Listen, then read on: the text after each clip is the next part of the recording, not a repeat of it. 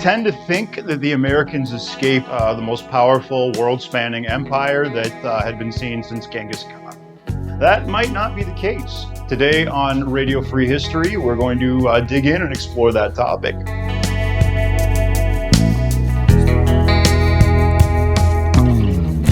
We think about Britain as constant throughout time. When you think about the British Empire, you almost think of it as something that's always been there, something that the Americans broke themselves off of in the late 1700s.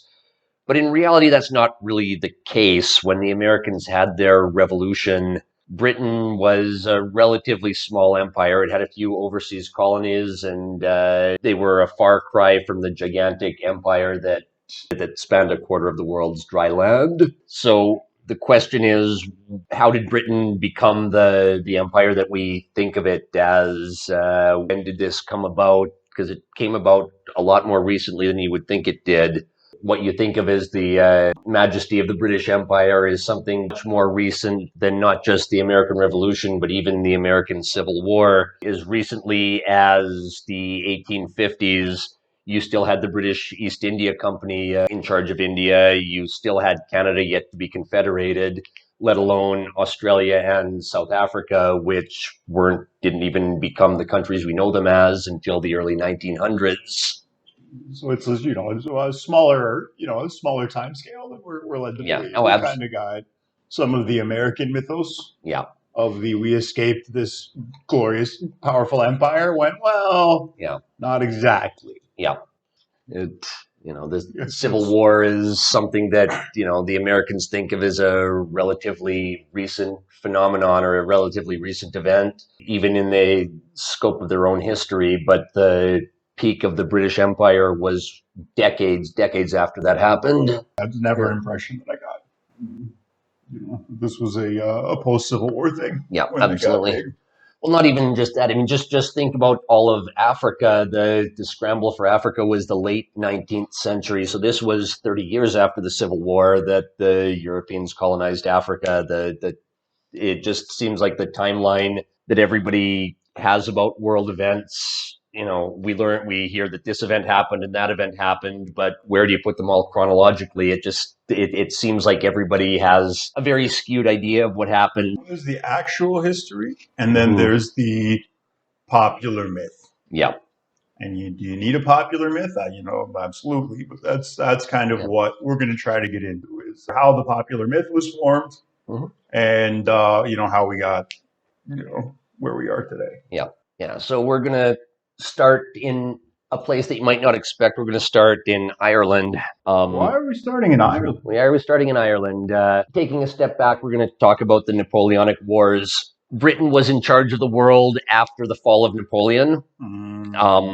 France went from being the most powerful country on the continent, in fact, went from controlling the whole continent to being, reduced to surrender treaty at Waterloo in 1815. And they had fucked everybody else up on the continent. My understanding of that campaign is Napoleon, came up, fucked everybody up. From Prussia to Russia, everybody got fucked up. Well, not Russia. Russia got fucked up, but Russia didn't care. Russia still doesn't care. You've heard of a Pyrrhic victory. We like to say a Slavic victory. It's just, there's no winning in that part of the world. No. But, so anyway, we're in Ireland. So Napoleon has wrecked everyone's shit. The British have somehow reverse blockaded his ass, and then Waterloo had we'll get over that. Yeah, we'll get into that, I mean. So that's the popular, that's kind of like Now, the interesting thing, though, is that the Napoleonic Wars lasted for almost 2 decades, and as recently as about 3 years before Waterloo, 3 years before the end of the Napoleonic Wars, Britain was just another country in Europe. It was a far cry from the great empire that would eventually span the world. And if you think about it, 3 years before Waterloo was 1812. This is a long time. Well, this is several decades after the American Revolution, after the Americans declared their independence and won the Revolutionary War. it would still be several decades before Britain even really became the undisputed king of the world. Heavyweight champion. Yes. The waters and everything. So anyway, we're starting in Ireland. Yeah, we're starting in Ireland. Why are we starting in Ireland? Because Ireland was never ended up attached to the rest of Britain by the result of any sort of long historical process. The reason that Ireland got attached to the United Kingdom, what then became the United Kingdom of Great Britain and Ireland, was because the French were trying to take over all of Europe. The French were Catholic, and having a Catholic country on Britain's west flank, or on England's Britain/England's west flank, was a way for the French to try to invade England, and try to invade they did on more than one occasion. William Pitt the Younger, the then Prime Minister of Britain, decided the way to counter that was, let's create one bigger union and bring Ireland into the fold. How did the Irish feel about this? Depends which Irish you ask. It depends if you ask the Irish elite. That's fair.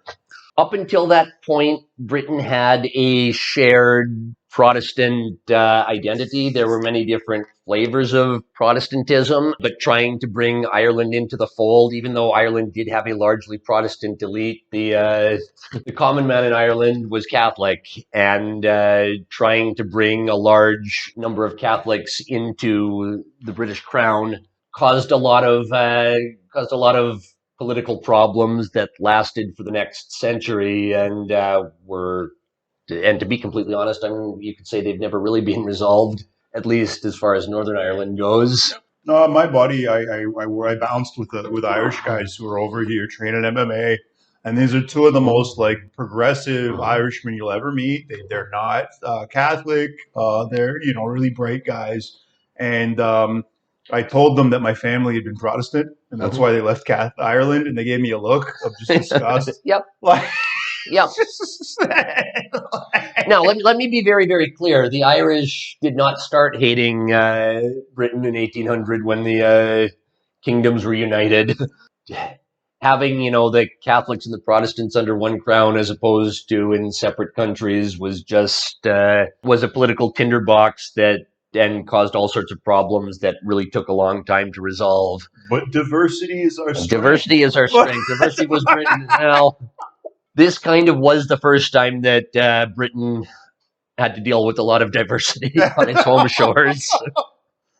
So the Catholics started coming to the mainland, being like, "Hey, is that the problem?" Well, that was a little later on. But so one thing we have to realize when we're talking about this era in British history is that there's really three groups of religion. There's really three religious groups that we have to be aware of.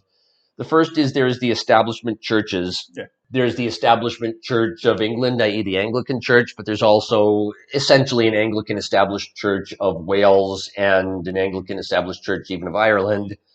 Again, the Irish common man doesn't like the fact that there's a Protestant establishment church, but there is.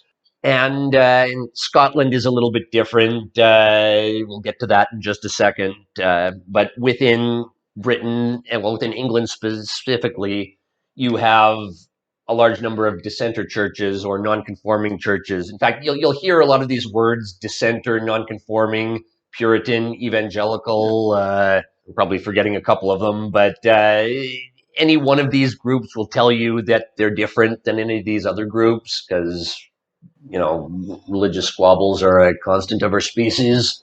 But just these labels all refer to the same groups of people.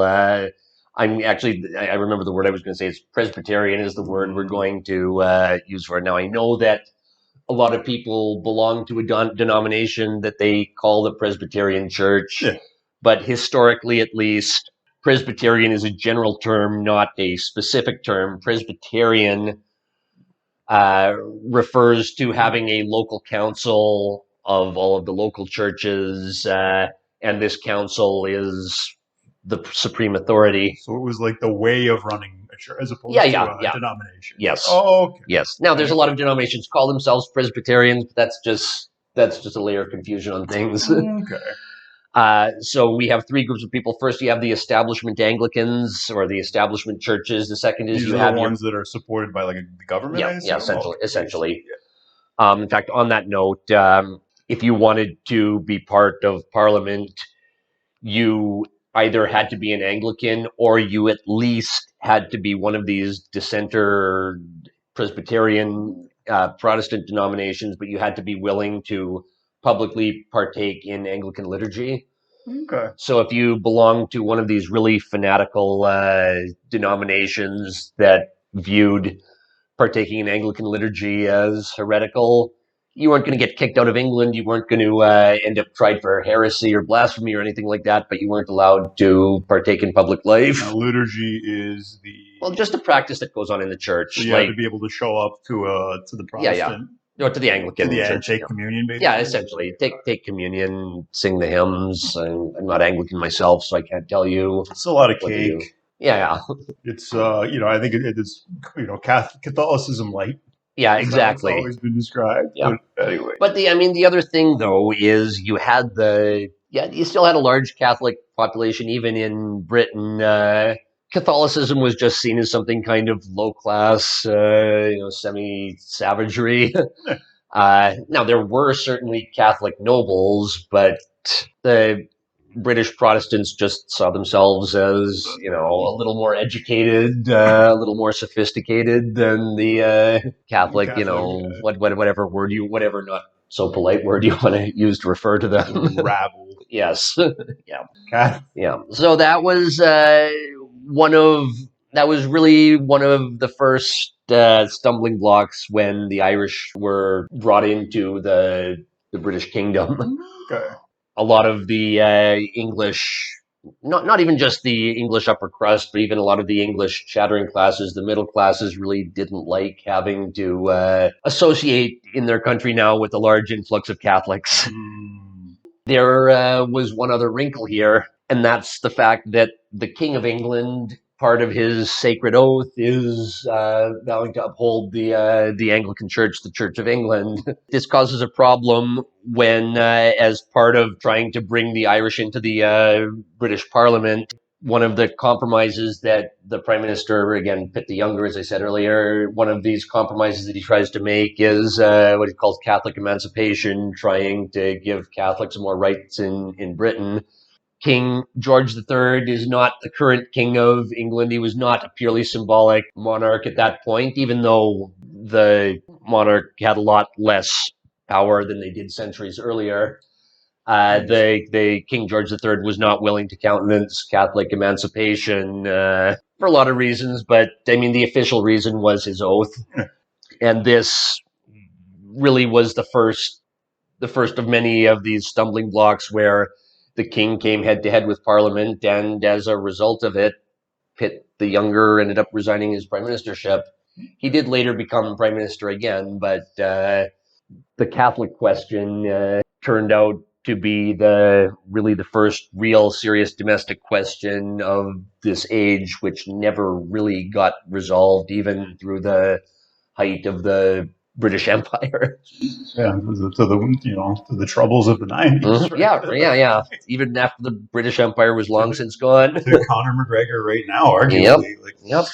So we're in here. Yep. Buddy the English have decided with Napoleon fucking around on the continent, there's no fucking way that we can have Catholic Ireland there waiting as a freaking, Malta staging base for this guy to, sail there and then get his land troops on freaking, British soil. So I'm guessing that these, they basically annexed the. Well, so for let's take a step there. Like, what do you mean by annex? Well, they came and they kind of, it was an Anschluss. Okay, well, I'm guessing where the Irish were kind of like. This is what based on my understanding or what I've absorbed passively from our culture and everything, is that the Irish were not terribly happy about this. Now, it's funny you say that, because the Irish upper class, they might have said they weren't happy about it. They were perfectly happy to sell out the rest of their country because they wanted, to be nobility in London now. Okay. The Irish upper class, the Irish nobility, they might have said that they weren't too happy to be dissolving the Irish Parliament, but a lot of them were really quite eager to take a place in the House of Lords. Okay, so they're thrilled because they're moving up. Mm-hmm. But a lot there's an influx now of Catholics. This causes some issues. The king says, "I've had enough of this." And the king just said he doesn't want to go for this. The king said, the prime minister said we're going to make one big compromise and we're going to allow the Catholics to have more rights in the kingdom. And then the prime minister had to step down. Yep. And then well, I mean, there was, this would be a completely separate discussion, but with the American Revolution relatively recent in people's mind, it emboldened the Irish Catholics to say, if the Americans wanted to cause a bit of trouble for their right for self-rule. Now, again, also, I mean, keep in mind, even though Ireland was not officially part of the UK at this point, it was called Poynings Law in, I think, the 1490s. Ireland was always, in some way or another, subordinated to Britain. It's just in 1800 wasn't essentially a colony off of Britain's coast anymore. Ireland just became part of the United Kingdom. Okay. So they were already Gaza. They were already under. That's one way to put it. Basically, they were already basically under, and then they just they were like, we're gonna let the. Okay, I understand. Okay. And I mean, just to be very clear about one thing, the French sent a ship in 1796 full of people to stir up shit in Ireland, but the weather didn't allow the ship to land. And nothing that I've read indicates that was the direct result or the direct cause of why Britain decided to say, no, we're integrating you. But there's a not insignificant chance that was the case. And also, I should say one other thing. I said that the American Revolution was fresh in people's mind, as was the French Revolution as well. It wasn't just the Irish getting certain ideas. There was a lot of ideas at home in jolly old England. Britain had its own little mini reign of terror in the 1790s as well. Obviously, not as many people went to the guillotine.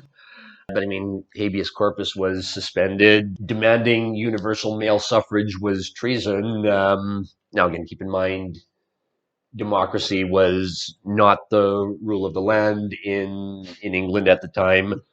But there was an organization called the London Corresponding Society who were demanding the universal male vote, and they were, I believe, disbanded and told if you demand universal democracy, you'll be found guilty of treason. Yeah. So, again, we think that democracy is something that's been there for a long time. It's 1800. This was 200 years ago, but it's not ancient history. At this time, just the idea of suggesting that everybody should have the right to vote could have gotten you in the Tower of London. When you were a young man, you explained to me that we had British law, and the British have a long history of saying, yes, this probably violates your civil rights, but you know what? We have a queen. So well, habeas corpus is, to get off on a bit of a tangent here, habeas corpus is one of these quintessentially British rights. You wouldn't even think of demanding habeas corpus even in some other developed, civilized Western European countries, because it's just comes from the Magna Carta. It is just the way that then the English, now the British, do things. But the funny thing is that habeas corpus, it's hard to count the number of times it's been suspended.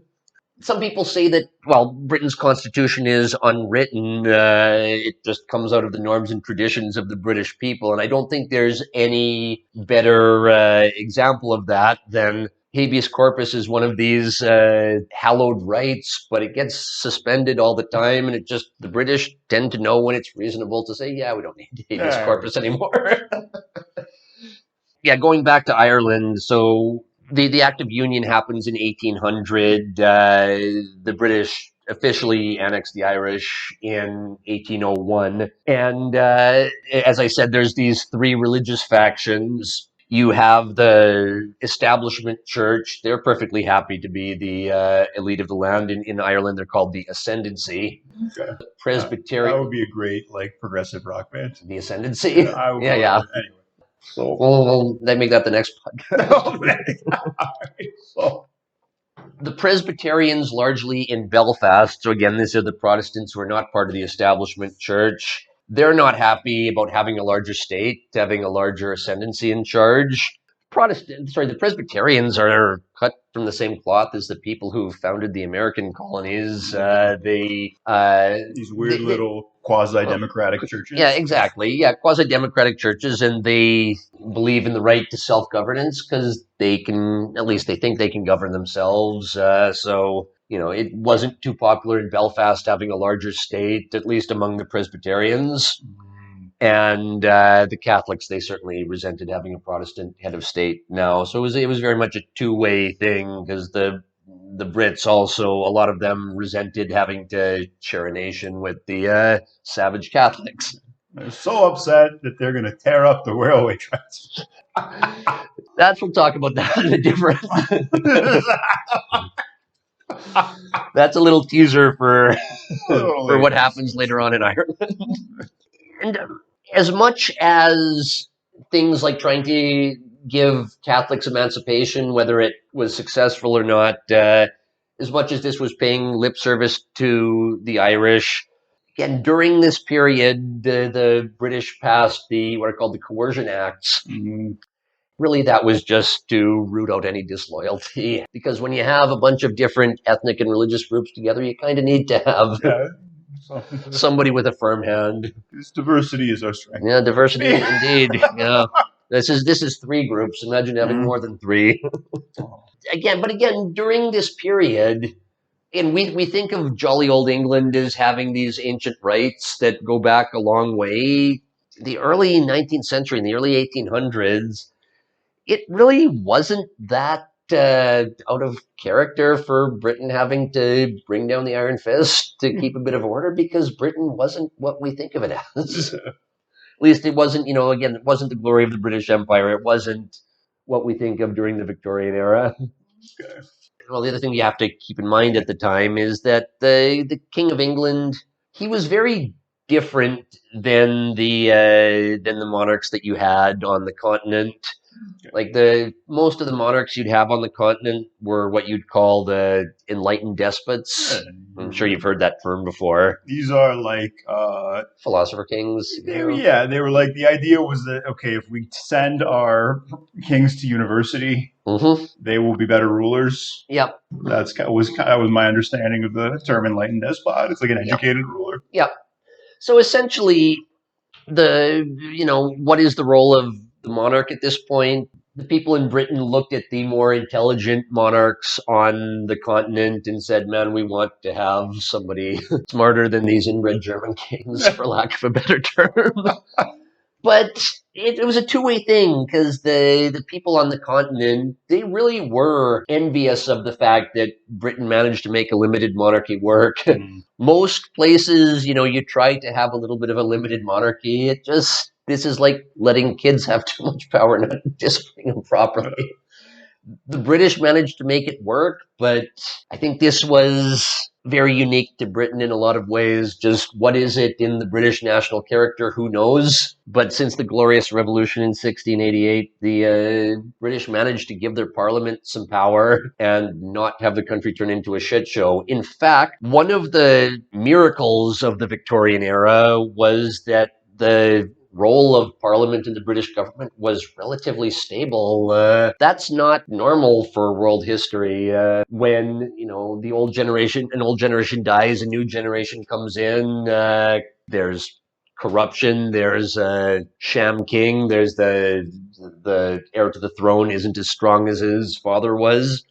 For whatever reason, during this period after the fall of Napoleon, Britain was just really quite blessed and really quite lucky with the fact that the role of Parliament and the monarchy really were quite stable. They stayed with each other. So George III was he wasn't a perfect king. He was the king who the Americans rebelled against. The Americans called him a tyrant. I don't think that was always a fair thing to call him, but he was a guy who was willing to be hands-on with Parliament. Let's just take a step back here. I should also just give some context. The George III, I think it was his great-grandfather was George I. He was a German king who was brought over when the previous monarch didn't have an heir because they needed to have a Protestant in the line of succession. He didn't speak a word of English. So yeah. Much like Charles. Yeah, yeah, I mean, he didn't speak a word of English. So what did he do? He had the head of parliament manage all of his affairs for him. Why do we have a prime minister? That's why we have a prime minister. We have a prime minister because we had a king who didn't speak the language, didn't understand how anything worked in Britain. So let's delegate it to Parliament. And the guy, his name was Robert Walpole. He did such a good job of managing his affairs that it was just the way it worked out that the king said, okay, why do I even need to get my hands dirty with things? Let's just delegate everything to the head of Parliament, who we now know as a prime minister. In fact, the word prime minister did not exist when Walpole was delegated those authorities. We now call him the first British prime minister, but he would have never used that term himself. Okay. His son George II was also born outside of the British Empire. Was also born outside of the British Isles. George III, he was born in England, and I think he was quite proudly British, but he was still also seen as a German. Was much less hands-off than the other two Georges were, and when the Americans declared independence, You're telling me that this German was a little bit authoritarian? Well, yes. Though, I mean, he was from the House of Hanover, and here's just a funny. Again, this is another thing that a lot of people don't realize about the timeline here. There was still a Holy Roman Emperor in the year 1800. That's shocking. I think about the Holy Roman Empire. It's like something that happened, like many, way forever ago. Well, and it's not just that. It's that because the King of England was also the head of the House of Hanover in Germany, well, in what's now Germany, the king had a vote on who the Holy Roman Emperor was. Again, it's like the whole point of this discussion is just how much the Napoleonic Wars changed things.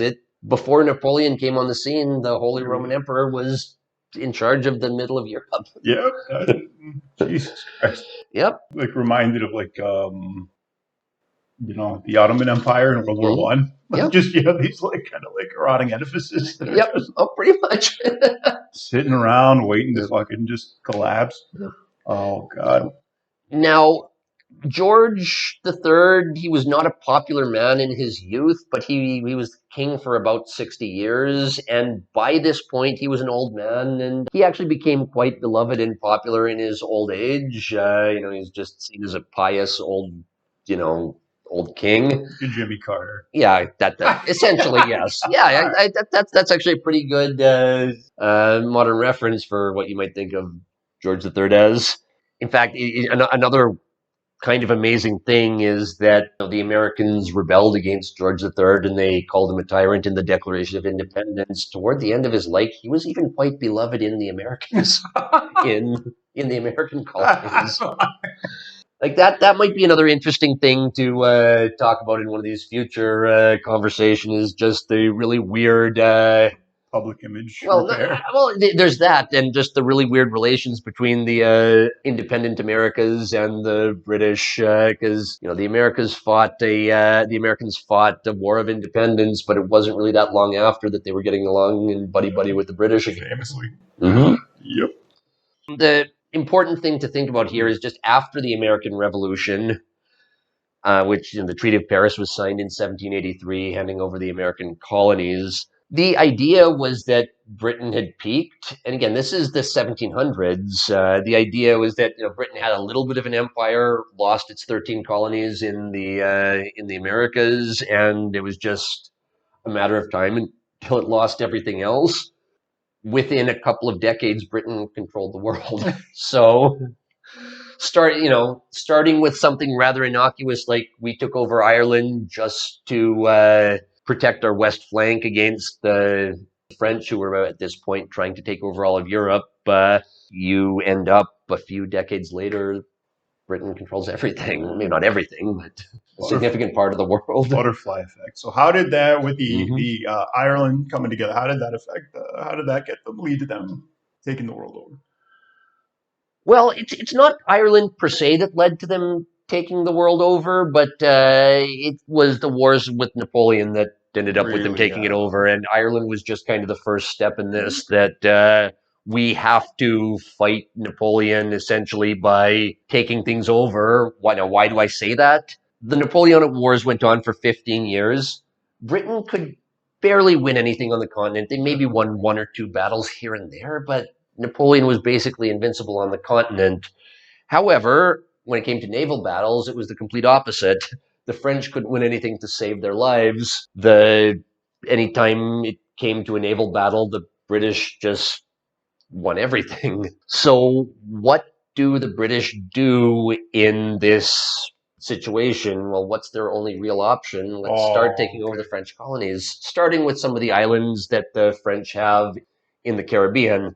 A lot of these were eventually given back to France for various reasons. But you guys can keep Haiti. Yeah, well, I don't think it was Haiti. Yeah, Haiti's a little bit different. That's a separate. Again, that's a separate conversation there. Actually, the funny thing about Haiti, people like to think Haiti had a slave revolt and they got their independence. Napoleon needed all of his people back, his army troops back on the continent because he wanted to take it over. After both the slave revolt and something like 100,000 people died of an influenza outbreak in the island, he said, no, just let them have it. But he didn't really just give them their independence. He told them to buy their independence and loaned them a lot of money at high interest. So almost car salesman shit. Yes. And they were okay with that because they were going to get to kill them a lot. Yeah, that's just what he's talking about. You tell that story. This is stuff that I just know, having worked with Haitians. Well, I will let you tell the story about the mulattoes. But you really don't want people getting angry about and talking about collective guilt, and because the white people leave, guess who's next? Mm-hmm. Yep. Yeah. The next there's always a next group to blame and to hate. Yep. And that scene. Anyway. No. The way I've heard it described is when the Haitians got their independence, they did two things. They started playing dress up in French military garb, and they killed the mulattoes. Yeah. And it's been downhill from there. It's the sad truth of Haiti. One of my buddies was a mulatto from Port-au-Prince, and he ended up knocking up a rich Japanese language student who was here. She's here to learn English. Her dad ran some car company and some Toyota plant on her. I just wish that I wasn't here for the phone call, but I wish I'd been here with the phone call where she had to tell her dad she got pregnant. And, he's pregnant. Who? Haitian guy. Anyway, happily ever after, he moved to Japan, and the kid is, I'm sure, the biggest and strongest kid in his class. Cool. So, anyway, so you say it. So no, so the other interesting thing about that loan that Napoleon gave them is nobody really knows how it got resolved, because in World War II they sold the loan to Citibank. So instead of a usurious loan to the French government, the Haitians were paying their usurious interest to Citibank. This is what they don't teach you in history. No. This is the part they skip over. Like Henry Ford being a Nazi, that kind of shit. Yep. Anyway. So One other thing we need to go over before we get into the really good Napoleon stuff is what was the British political situation? Even though Britain had a parliament at this point, and they technically had elections for it, every I don't know, riding, or I can't remember what you call it, every constituency in England, Britain, had their own way of deciding who to send to parliament. And in some of these places, it was, I guess, democratic, but there were maybe 8 people who voted on it. So the nobles, they would serve in the House of Lords. So again, let's just, for the people who are not familiar with the British way of parliament, you have the House of Commons and the House of Lords. Now, these days, the House of Commons is what, if you want to run for office, you try to get elected to the House of Commons. That really wasn't the case back then. The House of Lords was where the firstborn of the aristocrats would end up. They would end up in the House of Lords. The second, third, and fourth born would often end up in the House of Commons. So, who was going to inherit the land?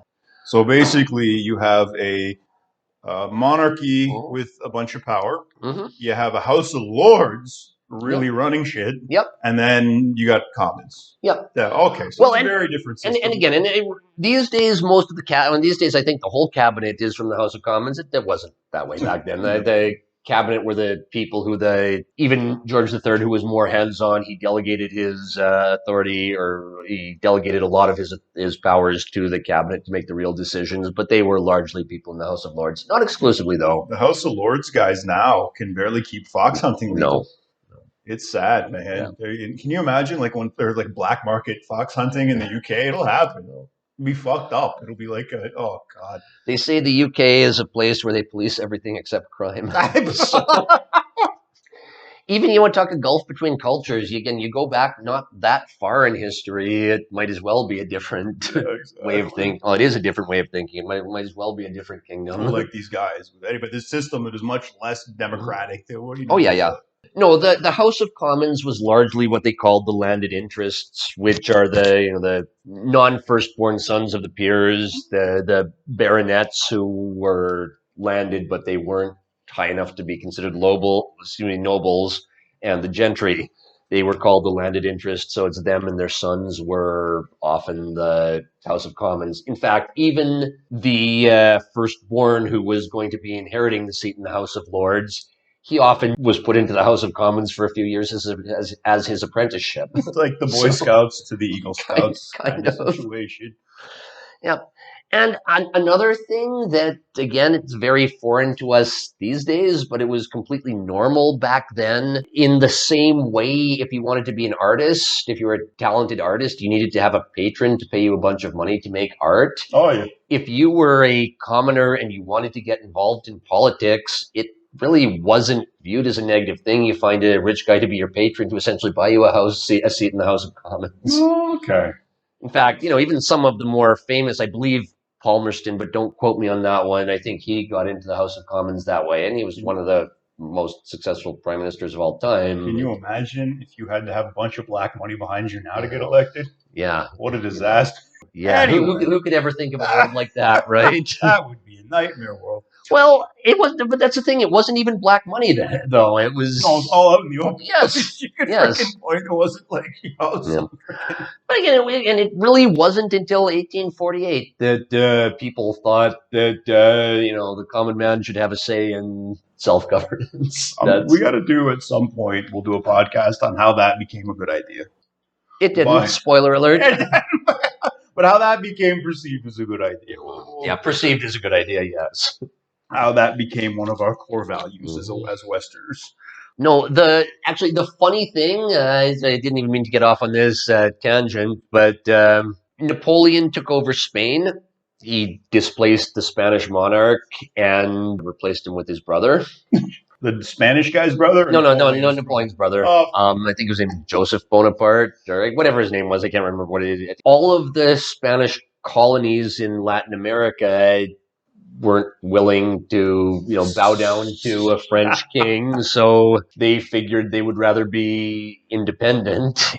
So you have all of these self-governing countries in Latin America, not Coincidentally, democracy and self-governance was seen as a really, really bad idea. People looked at the way places like Mexico were run at this period. And they said, as opposed to now. I will say certain groups of commoners do run Mexico. Certainly nothing aristocratic about the people running Mexico.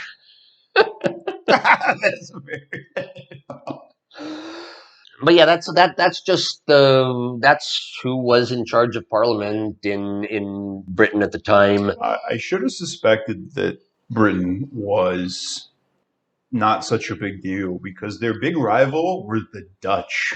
Well, so like really, your rival is the city-state? We'll get to that, and just hold that thought for a second. Tulip plan.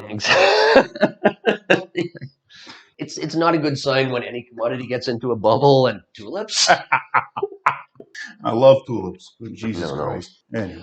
As I touched on earlier, if you wanted to be part of Parliament, you had to support the established church. So, I mean, in England, Wales, and Ireland, that meant the branch of the Anglican Church. In Scotland, the established church in Scotland was the Presbyterian Church. But, again... It's because the lady threw the stool. That's a different story. I know. Okay. That's too good a story not to get into here. Because all of the important things in Scottish history involve physically assaulting English people. Proud tradition. When King Charles I decided to streamline liturgy across the kingdoms, he didn't even tell the Scots to do anything all that different. He just said, read from the Book of Common Prayer and do a little bit of liturgy that we do at English churches. So what's the first thing that happens? A Scottish woman named Janet Geddes says, the head of my church isn't the King of England, it's Jesus Christ, and throws a chair at his head. And at that church to this day, they have that chair prominently featured. So just in case you're wondering why there's a Church of England, a Church of Ireland, and a Church of Wales, but not a Church of Scotland, or at least not an Anglican Church of Scotland. This is a theme throughout history. Now, I married into a very, very large Indian family. We were trying to explain Scotland to my new cousins. And I was like, okay, you know how the Germans are very proud of their engineering? And the British are very proud of their banking system. And the French are very proud of their wine. Well, the Scottish are very proud of the fact that they were such savages that the Romans had to build 2 walls across the whole country just to try to fucking deal with them. Just to try to keep them out. Yep. Let alone even trying to civilize them. That's still a point of pride for many in Glasgow and other areas. So, I mean, as I was saying earlier, if you in England, Wales, and Ireland, or Scotland, you had to support the established church if you wanted to serve in Parliament, or at the very least, you had to be willing to go through the motions of the established church. In the largely Protestant country, this really wasn't a huge deal for most people, but you had a few really fanatical strains of the Quakers in a couple of these groups, the really serious dissenters who viewed all liturgy as essentially satanic and weren't willing to do it. So the really, really devout dissenters, they were excluded from British political life, but I mean, I think it was a choice on their part. But I mean, nevertheless, this is kind of what gave Britain a large sense of nationalism. Yeah, let's use that word, nationalism. Scots and the English don't like each other too much, but at least they were both Protestants. At least they both didn't like the Catholics. And again, going back to the first thing I said, Ireland, this causes some problems when the Irish join. Yeah. But nevertheless, I mean, the common Protestantism really was kind of the glue that holds Britain together at this point. And just the Irish question, as I said, it was the downfall of Pitt the Younger. And he certainly wasn't the last prime minister who ended up resigning over the Irish question. You mentioned the Glorious Revolution in 1688 earlier. viewed in a lot of different ways, but kind of the reason, or at least one of the reasons it's so, viewed in such high regard in British history, as it was viewed as the preservation of Protestantism. Okay. The king who got kicked off, James II, he decided he wanted to be a Catholic, and that just was no dice at that point. Yep. I mean, even again, it's not even that simple as just the Irish were Catholics and they wanted in Ulster, which is now Northern Ireland. There's a large Protestant population there, and they certainly felt some solidarity and identity with the British Crown. So to this day, to this day they do. The other important thing to understand before I get off the topic of how British political life worked is this refers to most of Britain, but there's kind of one exception to it, and that's London. How does London differ? Well, London was, at that point, I believe it was the biggest city in all of Europe. It was certainly more than 1 million people. And you had all of the boroughs, and I don't even know what you'd call neighborhoods of London, but London was just a complete mess, and any attempt to fix it, come up with any sort of simplifying rules, just never went anywhere because it had so much pushback from the local municipal politicians. And if you ever wondered why to this day, even London, the whole concept of London is just confusing. Where is it? Where does it start? Where does it stop? Who gets to call themselves a Londoner? Like, even people as far away as, I think, Oxfordshire and East Anglia still call themselves Londoners. Why is that? It's always been a bit of a mess. This is the state of Britain when it's going to start going head to head with Napoleon, when it's going to start going head to head with France. Okay, so the Britons realize we cannot touch this guy on the continent. Mm-hmm. Only thing we can do is fuck him up in his colonies. Pretty much. That's really the only option that's available to them. How many colonies did France have at that point? Were they big landholders? That I'm not sure. I mean, they had some stuff in the Caribbean. They had some stuff in Southeast Asia, I think. They did. Well, that was a little bit earlier. Yeah. They had some holdings in India as well. Actually, I'm going to say one more thing before we get into the war. And I know that this is going on for a bit, but I think this is important. Set the table of course. Before you eat. Another, just one key thing to think about, and this is probably true about Britain and the Anglosphere to this day. Well, maybe not the United States, because they'd already broken off at this point, but Britain, Canada, Australia, South Africa, all the former British colonies, is that from this point onwards, there were really 3 views of what exactly the country of Britain was. The first is that Britain is some deep-seated society, going back centuries, being held together by the sovereign royal family, just passed from one generation to the next. Well, for lack of a better word, we'll call it the conservative view, but I think a lot of people held this view who really wouldn't call it conservative. The country is something deep-rooted and evolving organically. The second is the view of somebody like Adam Smith, that it's a more materialistic view of what is Britain. It's an economic zone. Kind of. I don't think it's quite that cynical at this point, but it's just, at this point, Britain's going through the Industrial Revolution, so it has a bunch of factories, and at this point, the banking system is developing, which became one of the best banking systems in the world. So what is Britain? Britain's a country with a bunch of factory towns and a good banking system, growing middle class, and a lot of people from Charles Dickens novels, even though Charles Dickens was a little bit later on than this. But I mean, the view is that's what Britain fundamentally is, because that's what it is right now. We'll call it the more materialistic view. And this is largely the view of A, the Presbyterians, and B, the middle class. And again, I think that's, to this day, I think that largely persists. In fact, I think there's certainly a lot of middle class patriots, but a lot of people from the middle class view patriotism as a refuge of the lower classes. Yeah. When you typically, if you're talking about patriotism, it's not going to be the urbanite, it's going to be the FUBAR guy. Yeah. Who is most patriotic, in my experience. Yeah. If a guy is going to bottle me for talking shit about Canada, mm-hmm. he's going to be a rural, a working class rural dude, probably.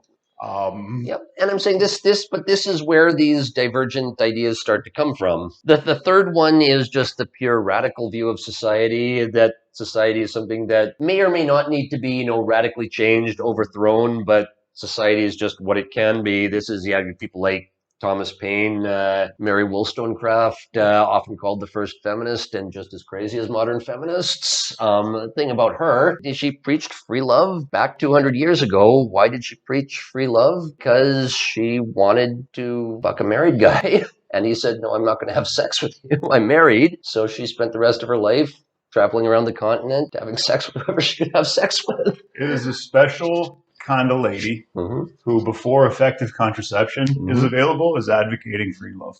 Yep. Oh, I think she died of syphilis or some BD. I don't think that's before antibiotics. Yeah.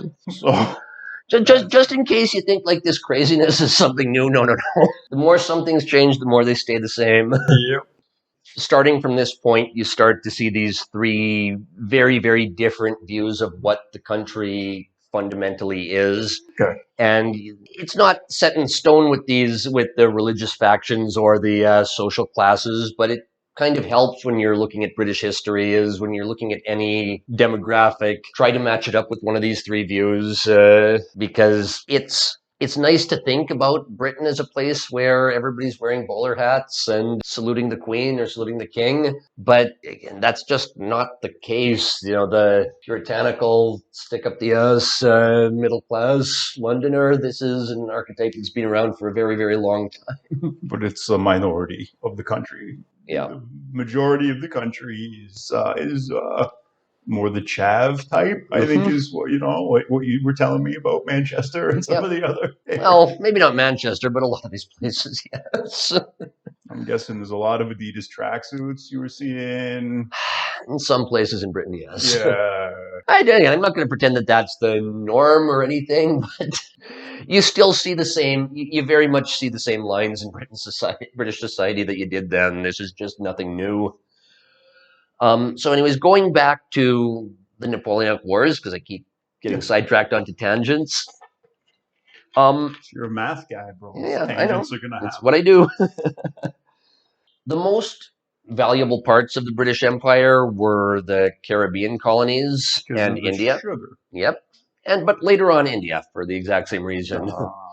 In fact, this is kind of the time the economic focus of the empire shifts from places like Jamaica, Barbados, Trinidad, St. Kitts, these places, to Ireland. Sorry, not Ireland, to India.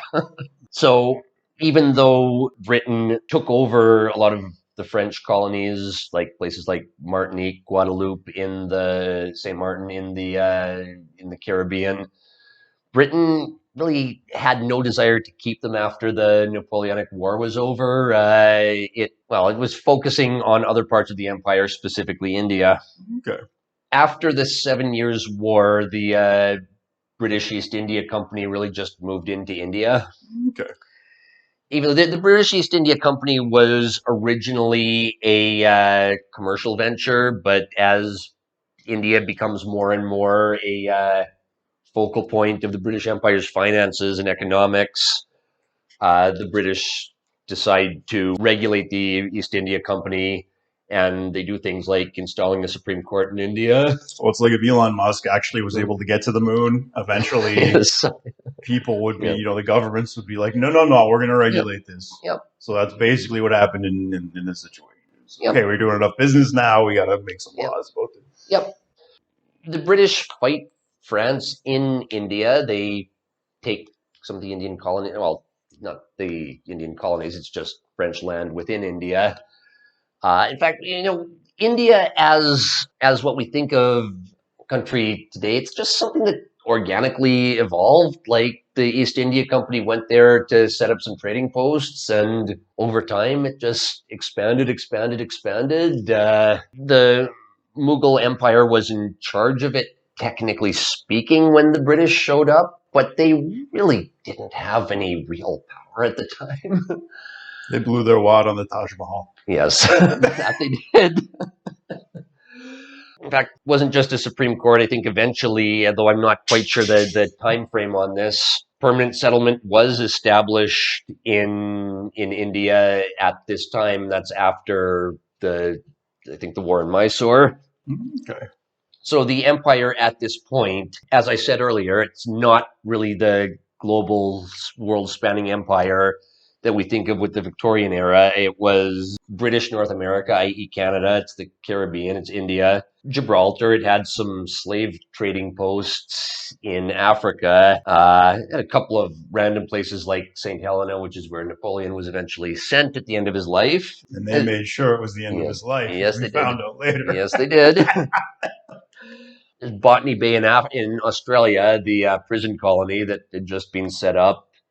Sierra Leone, which is I wasn't quite, I didn't know Sierra Leone was as big a deal as it was until I was researching for this. Are you familiar with Sierra Leone? This is the second most shit show country in Africa, yes, next to Liberia. Yep. This is how I know it bouncing. No. What if do you see a passport yeah. from one of these countries, yep. it's going to have a bullet hole in it. It's gonna be a night. Tell me what you think of Liberia. Oh, well, tell me what you know of Liberia. Let me. This is a country where they can't keep power to the capital. Mm-hmm. This is a country where basically after the Civil War. No, it was before the Civil War. Sorry, it was just the freed slaves. It was the freed slaves. But it was, okay. I thought it was before this. I thought after the Civil War. This is what I know. No, it was freed slaves going over there. It just was pre-Civil War that was set up. I had no idea. Yep. Okay. But basically, their idea was that they were going to have like a black homeland for all the freed slaves to go to. And the first thing they did when they showed up was enslave the locals on the plantation model. Yep. And it was downhill from there. Yep. So that's what I know. Yep, that's pretty much what it is. Now, I didn't realize that Sierra Leone is largely the same thing. It was just set up by the British. There was a large number of freed slaves and runaway slaves that had ended up in Canada, what we now call the Black Nova Scotians.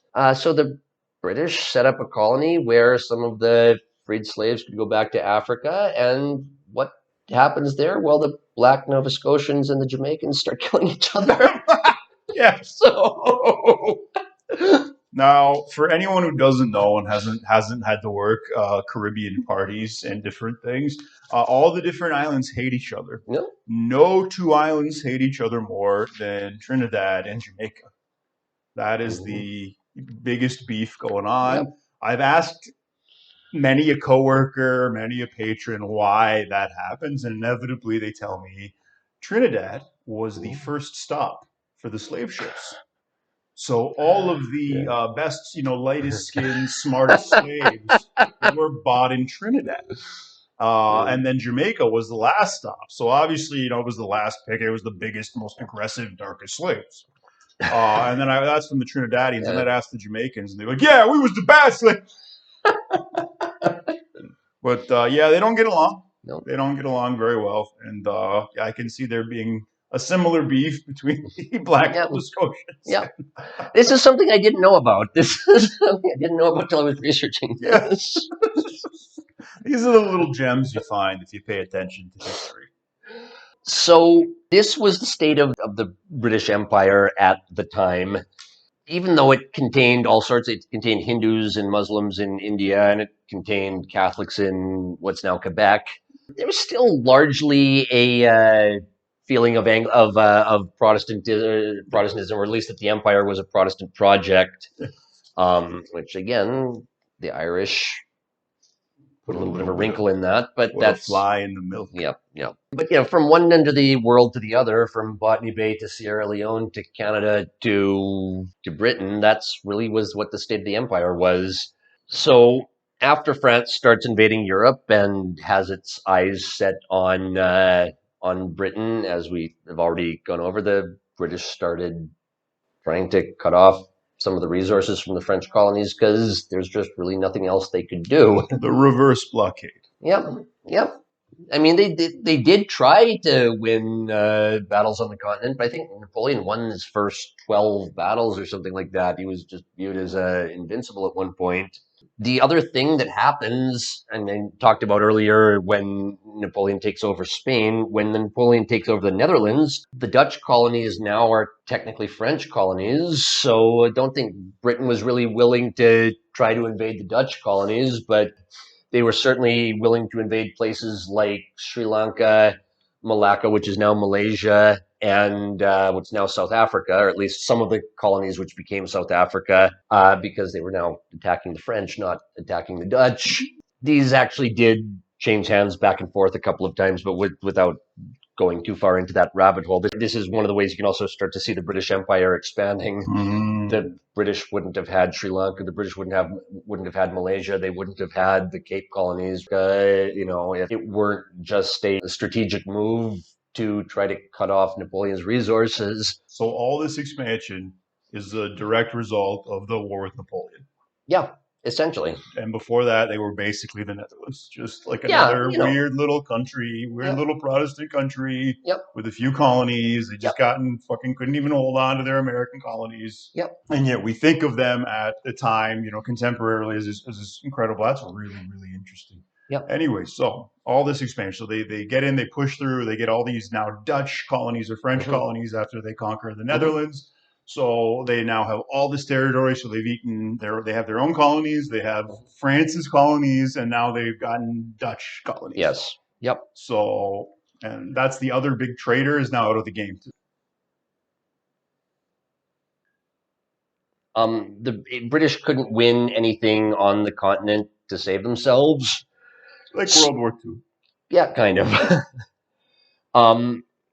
Pitt the Younger, he had already tried suing for peace in 1798, and France said, no, we want to take everything. The thing is, again, Britain did end up taking over a bunch of the French colonies, but I don't think they even really wanted them in the first place. It's just something they had to do. Another thing that happens is the Scandinavian countries decide, they call themselves the League of Armed Neutrality, saying, we are going to be neutral, but we're still going to, defend our borders. Later on, though I'm skipping ahead a little bit in time, Napoleon thought that he would get the Danish army to the Danish Navy to get rid of their neutrality and start attacking the British, and British just bombed the shit out of Copenhagen. So, apparently this is one of the times that Napoleon was truly impressed by the British, just how freaking ruthless they were. Just, fuck you, Danes. That was some historical payback. Yeah, I know. 1,000 years ago, you gave some of our women blood and killed children. Eventually, a treaty was signed in 1801 at, I don't know how you pronounce this, Amiens or Amiens, or how you pronounce that in French. However we say it, they're going to say we said it wrong. Yeah. And look at us with disdain. Yeah, they will. So, don't worry. Yeah. In 1801, this peace treaty is brokered, though it doesn't last very long. Napoleon decides to start shit about 18 months later. Interestingly, do you know who Cornwallis was? This is for some reason, I'm thinking about a general in the American. You're thinking of the right person. He's like the Forrest Gump of this period. He's just, every time something happens, he's just around. So he's also a Whig member of Parliament as well, and even at the time of the American Revolutionary War, he was in Parliament while he was commanding generals. A lot of people think he may have thrown the Battle of Yorktown. The Whigs were really on the side of the American colonies, and he might have had some ulterior motives for doing that. And say what you will about it, he had an illustrious career in politics after the Revolutionary War. He was involved in the Irish Act of Union. He was involved in setting up the permanent government in India. Jesus Christ. And when it comes to negotiating peace at Amiens with Napoleon, he's involved there as well. So it's just, there's less known about this guy than there should be, yet he seems to be everywhere in this period. And he did that in a time when there's no planes. Yes. He was boating around. Yes, he was. In miserable boats. Okay, anyway, just wanted to point that out. Yeah. Amiens, it seems like Britain is essentially forced to cry mercy with Napoleon. In fact, a lot of not all, but most of the colonies that the British took over, they end up giving back to France and the Netherlands at this point. War is expensive, whether you like it or not. They don't really want to be at war if they don't have to, so they're happy to give their colonies back at this point. But as I said, it doesn't last very long. It strikes me as like it's amazing how like insignificant these colonies are. They're getting traded like playing cards. Like, yep, it's like a risk. It's like you're playing risk. I mean, Napoleon famously had a map in his tent every night with the chess pieces on it. Right? But you know, the funny thing is, even though this is seen as a British humiliation at Amiens, within like a decade and a bit, Britain was the dominant power in the world. Yep. Again, this is just how much this one war changed everything. But another thing that at least one of the books I looked at brought up is that Britain was really one of the first countries to solve infant mortality. When I say solve infant mortality, I mean, relatively speaking, not 20%. Well, enough that it became a viable idea to create some colonies and then start sending your excess people over there to start populating them.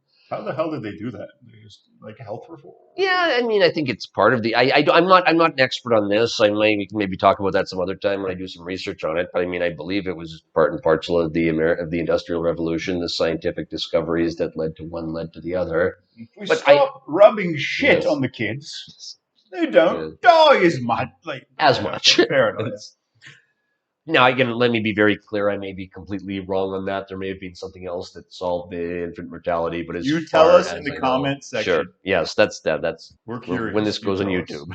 Yeah, some spurg out there is going to say, well, actually, you show us. You flex your spurg, homie. Yep. I know you want to. I know there's one guy out there listening to this who's like, But I mean, this is not just a random factoid that I'm bringing up that Britain reduced their infant mortality. This is actually quite important because you had a huge new generation who were young when they saw the French Revolution become a complete failure.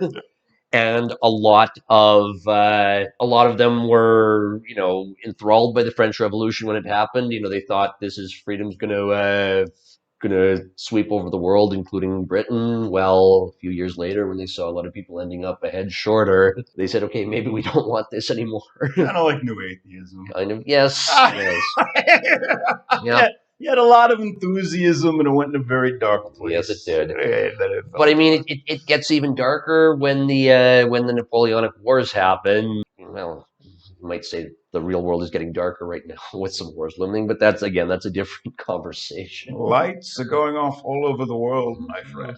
We won't see them lit again in our lifetime. So we have a relatively young generation, which is essentially a population boom in England at a time when, radical ideas failed hard in their youth. So everybody's literate and they can read about it. Exactly. But I mean also you have a lot of the people who became huge political figures in Britain going into the Victorian era.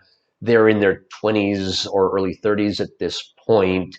So they've seen the French Revolution fail. They've seen Napoleon trying to picking a fight with Britain. So they become quite patriotic at the time. And this is one of the biggest reasons why the Victorian era and the British Empire, at least what we think of the British Empire, is really quite nationalistic and conservative in its outlook. Okay. It's because you have just essentially a baby boom who watch really radical politics just fail hard in their youth, and it follows them around for decades afterwards. So it's almost like the boomers seeing the hippies turn into Charles Manson. Yeah. You're just being like, no, thank you. It's the same kind of, yeah. Yeah, like the boomers cutting their hair and getting a job. Yeah, that's very much what happened in Britain at the time. So anyways, in 1803, the British went back to war with Napoleon. Critically, though, they did keep a couple of the colonies that they'd won. One of the more critical ones being Malta. Yep. Having British troops stationed in Malta when the war starts up again really was quite helpful. Yeah, not for the last time. Nope, not for the first time. Not for the first time either. Another thing that has become common practice in the English-speaking world is let's go into debt to finance other countries on the continent to fight Napoleon themselves. It actually did end up working for them in the long run, but it took a decade for it to happen. And Britain could have been brought to financial ruin very, very easily in this time period. They took a chance on it and it won. And I think, at various times in the last 200 years, they may have been a little overconfident about trying that strategy again. And their heir apparents in the United States after World War II have, I think, had largely the same attitude. So this really, from this point forward, we see two things. We see the British trying to pick off the French colonies, including the ones that they'd already won and given back. They just take them a second time. And you see a lot of, let's say, creative finance on the continent. And this is where a name that a lot of conspiracy theorists know very well, Rothschild, enters the equation. The Rothschild family really makes their fortune. Nathan Rothschild makes his fortune at this point, raising money from what's now Germany, from the Netherlands, a couple other European countries, but he also raises a lot of money from France because there's a lot of the old French aristocracy really don't like having this Napoleon guy in charge either. A lot of people called Nathan Rothschild Britain's secret weapon from the war, because Britain was outmanned, but they had a banker of the Hebraic persuasion manning the finances. It's funny you say that a bunch of nobles were already trying to kill Napoleon, because that's something that they bring up in the Prince. Is that you'll never conquer France. Yep. All these nobles will kill you. Well, again, you want to talk the politics of reality, go back, as you said, the Prince, I think that was the 1400s that was written, so 400 years in advance. Yeah, he called it. There's a lot of wisdom in that book. Yeah. For just those people who haven't read The Prince, he talks about taking over certain populations. He says, and if you try to take over Turkey, it's really not that hard to do. They've always had a monarch in charge, so you kill their king, they'll just bow down to you. It's just they're used to having a king. But he says it's also very hard to kill the king in the first place because everybody's loyal to him. Says France is the complete opposite of that. You have a whole bunch of nobles who hate the king. If you want to kill the king of France, every noble in France will say, here, we'll build a guillotine for you. The problem is, once you take over the throne of France, those nobles are still going to hate the king, and you're that king now. Yep. So anyways, Britain retakes the French colonies in the Caribbean and some of the Dutch colonies in the Caribbean as well. Napoleon really decides, okay, the British are just pest. We need to get rid of them again. So he decides to launch one big naval battle at Trafalgar, which famous name. What happened there. Yes. Well, don't underestimate the fact that it wasn't just a loss for the French. It was such a loss that Britain essentially had complete control of all the world's oceans after that for 100 years after. It wasn't just a naval battle that was lost. From that point forward, and again, this is, I think, 1804 or 1805. The Napoleonic Wars were still going to be going on for a decade after this. But the French after the Battle of Trafalgar, the French just had no navy to even challenge the British with afterwards. So again, how does Britain become the predominant naval power? Happenstance? Yep. Last man standing. Yep. Some might call it survivorship bias. Some might call it survivorship, but again, you want to talk about why Britain became Britannia rules the waves, and Britannia has an empire that spans the world. Well, it helps when you don't have any competition on the seas. Yep. But again, like as I said before, that doesn't mean that Napoleon's doing badly by any means. He's still winning one battle after another on the continent. He defeats Austria. He defeats, I think, Prussia. He defeats Prussia. I think he defeats some of the kingdoms in northern Italy. He takes over a serious amount of land at this point. And as I mentioned earlier, he terminates the Holy Roman Empire once and for all. I think it's in 1806 that he finally just discontinues the chair of the Holy Roman Emperor, which is again 200 years ago, but not that long ago. Mm-hmm. Establishes what's called the Confederation of the Rhine. Instead of what's now Germany being 300 little city-states, it becomes, I don't know, something like 50. I don't know the exact number of consolidated. Still little kingdoms, little princedoms, little fiefdoms, but a little bit easier for Napoleon to manage than hundreds of them. In fact, after the fall of Napoleon, most things were just put back the way they were before, but no, nobody was going to try to put Germany back the way it was. No, this is a better system. I like the metric system. All right, we're keeping this. All right, fine.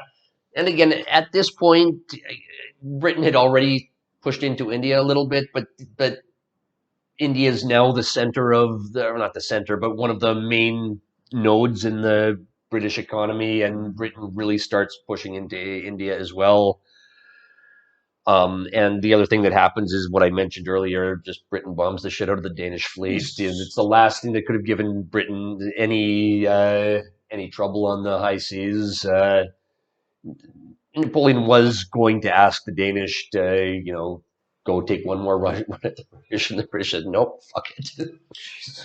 We're just going to scuttle this fleet. And the Danes said, okay, we're just going to invent Lego. Yep. It'll be okay. Now, the crack in Napoleon's empire is what I mentioned earlier when he takes over Spain and installs his brother. It became known as Napoleon's ulcer because making Joseph Bonaparte the new Spanish king, again, it's not like our friend Machiavelli said, taking over a place like Turkey, where once you take over the throne, everybody's going to bow down to you. That just didn't happen in Spain. They weren't going to bow down to some French guy's dipshit brother. Dealt with not just the Spanish army, but the guerrilla forces as well, the street fighters, the rebels who forced Napoleon to have, I think, something like 150,000, maybe even more than that, troops. He had to have them just to deal with that, what was called his ulcer. And this is really the first chink in Napoleon's armor. This is where he's not quite as free to run roughshod over all of Europe anymore. This is also important because Portugal is one of the few countries in Europe which he hasn't taken over yet, and Portugal is one of Britain's few allies remaining that Napoleon hasn't taken over. So Arthur Wellesley, who later becomes the Duke of Wellington, how does he eventually push into Europe? He pushes in through Portugal. Okay. And this is 1807-ish, maybe off by a year on that. But this is really where Britain finally starts to get a foothold on the continent through Portugal. And it's because Napoleon just can't take over Portugal as well, because Spain is just such a pain in the ass for him. The other important thing is that the people of Spain, it's been a sore spot for them for centuries that Britain has had Gibraltar.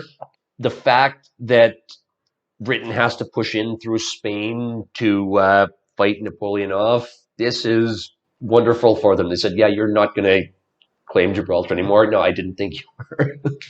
Not even close. Nope. So this, still to this day, I think there's some Spanish nationalists who want that big chunk of rock back, but it's not going to happen. And this is where it essentially gets settled, that the Spanish really need the British to liberate. Yep. You guys, just think of the Falklands. If you're thinking about grabbing Gibraltar, yep. Just remember. Well, the British, we still have the Falkland Islands, even though we don't have London.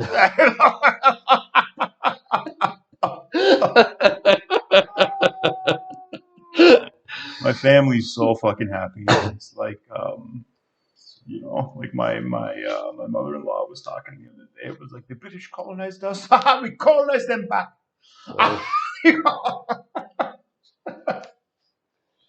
Yeah, I mean, there's a nice traditional English gentleman named Rishi Sunak in charge of that country, right? So Yeah, after Napoleon gets bogged down in Spain, he has his next brilliant idea. We don't need that many people to invade Russia, right? Oh, God. No, he still had a lot of people to try to invade Russia, 600,000 of them. 270,000 of them died, 200, at least according to the book I was reading, and 200,000 of them were captured. So this is late on in the war, and again, this is Napoleon the first time he fucks up, but also keep in mind at this point in time, everybody still thinks that France is going to be the eternal power on the continent. France is still in charge of everything, and Britain is still just one of the other countries in Europe. I'm guessing, I don't know the details, but I'm assuming that Napoleon's Grand Army fell to snow and wave after wave after wave of peasants. Yeah. Just fucking like, it's a very proud tradition in Eastern Europe is you win wars by just sending wave after wave of peasant to die until your enemy runs out of bullets. Yep. And that's kind of what happened. Yeah. Don't want this to turn into like a complete military history of Napoleon, but essentially has to turn around it. But more than anything else, it wasn't even just the number of troops he got killed and captured. It was the loss of weapons that was really the death blow for Napoleon. So he has to retreat back across Europe. And at this point, Wellesley, I think he was now the Duke of Wellington at this point, had pushed into Spain and up into the south of France. And this is eventually what forced him to abdicate in 1814, banished to Elba. And if you know the story, he escaped from Elba and reclaimed the emperorship for what I think 100 days. I think they called it the 100 days before he lost at Waterloo. As they say, that's history.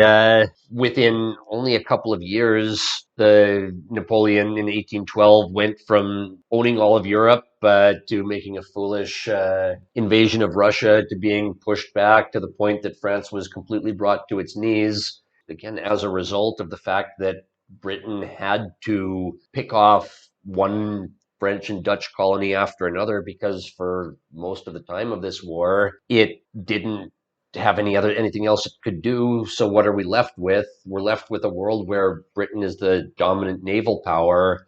Britain has colonies all over the world, and any cultural or intellectual people in Europe have to go to London, not to Paris now. Amazing. And again, the other thing that's really quite important is, as I mentioned, the Rothschilds earlier. London is now the central node in the European banking system. And it happened organically. It's not something that was due to British evil geniuses saying, "Hey, we're going to controlling all of Europe's finances." It just, they knew the right guy to hire is a Jew named Rothschild. And then when they spread throughout the world, they brought that wonderful banking system with them and other institutions. Yep. And that is a network that is still basically funding Britain. So, I mean, as I said, this is how Britain becomes the predominant power in Europe, and this sets the stage for what later became the Victorian era, even though Queen Victoria was still 20 or 30 years off at this point. But I guess there's one other piece of the puzzle, just how did Britain become the empire that we view it as? That's the War of 1812. With the Americans to finally, settle a few things. This is a fascinating war that Canadians know almost nothing about. Yep. There's many instances where they would be very, very proud of their history if more was known about this this war. Unfortunately, we don't really do a very good job teaching it or publicizing it. But essentially, the Yankees said that invading Canada was going to be a matter of marching. They figure the British are tied up fighting Napoleon. They're not going to have troops to defend Canada or lower Canada at that time.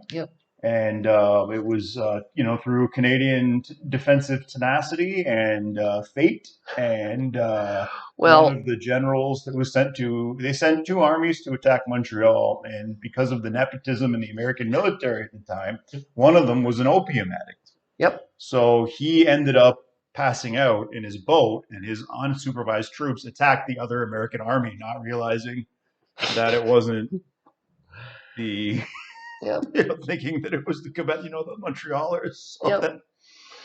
But the important thing is that even though this war was a total shit show from top to bottom, like to the point where there were a couple of battles that happened after peace had been signed at the Treaty of Ghent, but before the news got to America. Yeah. Depending on the source you read, some people think that the Americans just said, okay, the British are bogged down, let's take over the rest of the British Empire in what's now Canada. Some people think it was, more just a case of the English being or the British being too heavy-handed on the oceans because they're fighting Napoleon and all they have is naval power, so they're just going to rule it with a heavy hand.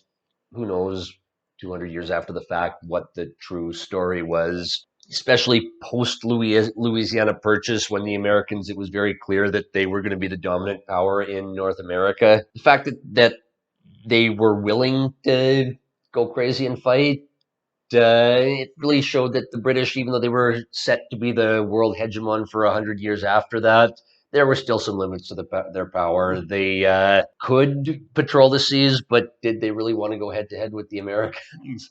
And the funny thing is, the Americans really didn't put forth the best effort, as you said. At the end of the day, the British still had more troops on the battlefield than the Americans did. The Americans were kind of half-hearted in it, and to be honest, a lot of British didn't even know the war was going on if you'd asked them in 1812. The Battle of Queenston Heights happened.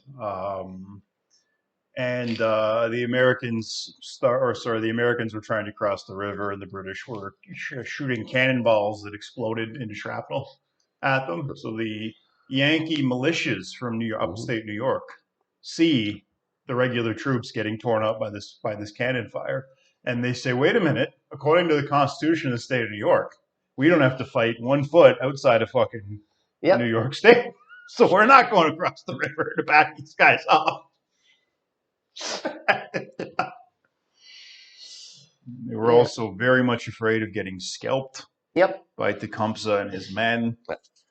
But anyway, that's a story perhaps for another day. Anyway, 1812. Yeah, no, I'm just saying that it was a half-hearted war on both sides, but the important thing is that even though Britannia did rule the waves at this point, they weren't completely invincible. There were some limits to their hegemony, even though they, some good stories about burning down the White House. Yep. And the Americans have some good stories about it as well. That's where the American national anthem comes from, the Battle of Fort McHenry. And there is a white trash ballad.